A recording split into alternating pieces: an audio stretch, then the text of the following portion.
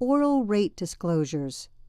If a consumer orally asks about the cost of credit, the lender must state the APR. For closed-end credit, he also may give a periodic or simple interest rate that is applied to an unpaid balance. For open-end credit, once a lender states the APR, he also may give the periodic rate. If a lender cannot determine the APR for the specific closed-end credit about which he is being asked, he may disclose instead the APR in a sample transaction. Other information that applies to the consumer's specific transaction may also be given, such as the contract interest rates and points.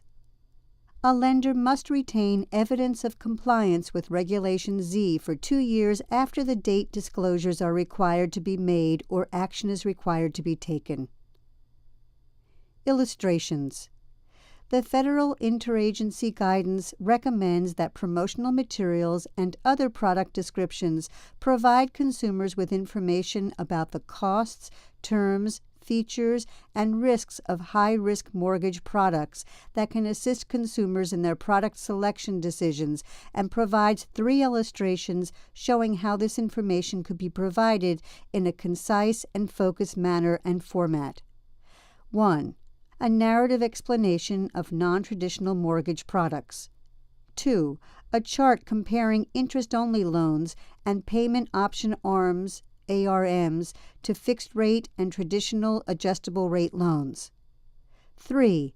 A table that could be included with any monthly statement for a payment option ARM, providing information on the impact of various payment options on the loan balance, including an explanation of each payment option available and the impact of that choice on loan balances. Other laws. Home Ownership and Equity Protection Act.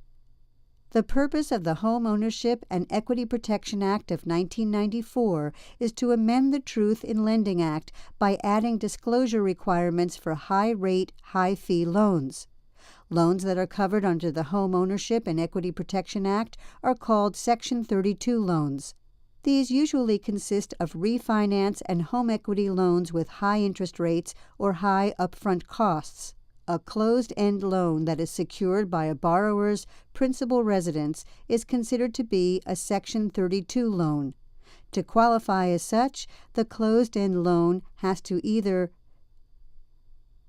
the APR is more than 8% for a first lien loan or 10% for a subordinate lien loan above the yield on Treasury securities having comparable maturity periods, or the total fees and/or points exceed the greater of 8% of the total loan amount or minimum threshold set by the Federal Reserve Board annually. This figure includes the non-interest finance charges disclosed in the early Truth in Lending disclosures, as well as any real estate-related closing costs that are not reasonable or paid to a third party affiliated with a lender, or if the lender receives any direct or indirect compensation in connection with the charge. Required disclosures. The following disclosures are required to be given Section 32 loan applicants within 3 business days prior to consummation. The following statement: You are not required to complete this agreement merely because you have received these disclosures or have signed a loan application. If you obtain this loan, the lender will have a mortgage on your home. You could lose your home and any money you have put into it if you do not meet your obligations under the loan. The annual percentage rate. The amount of the regular monthly payment and the amount of any balloon payment. For variable rate transactions, a statement that the interest rate and monthly payment may increase and the amount of the single maximum monthly payment based on the maximum interest rate required to be disclosed. For a mortgage refinancing, the total amount the consumer will borrow as reflected by the face amount of the note, and where the amount borrowed includes premiums or other charges for optional credit insurance or debt cancellation coverage, that fact must be stated, grouped together with the disclosure of the amount borrowed. The disclosure of the amount borrowed is considered accurate if it is not more than $100 above or below the amount required to be disclosed. Prohibited terms. The following terms are not allowed within a Section 32 loan: a payment schedule with regular periodic payments resulting in a balloon payment if the loan term is less than 5 years. Negative amortization due to a payment schedule with regular periodic payments causing the principal balance to increase. Advance payments resulting from a payment schedule that consolidates more than 2 periodic payments and pays them in advance from the proceeds. An increase in the interest rate after default. A refund calculated by a method less favorable than the actuarial method for rebates of interest arising from a loan acceleration due to default. In most cases, a Section 32 loan isn't allowed to prepayment penalties for paying all or a part of a principal before the date the principal is due, except in the following scenarios. The penalty will not apply beyond 2 years following consummation or to prepayment from funds resulting from refinancing by the lender or its affiliate.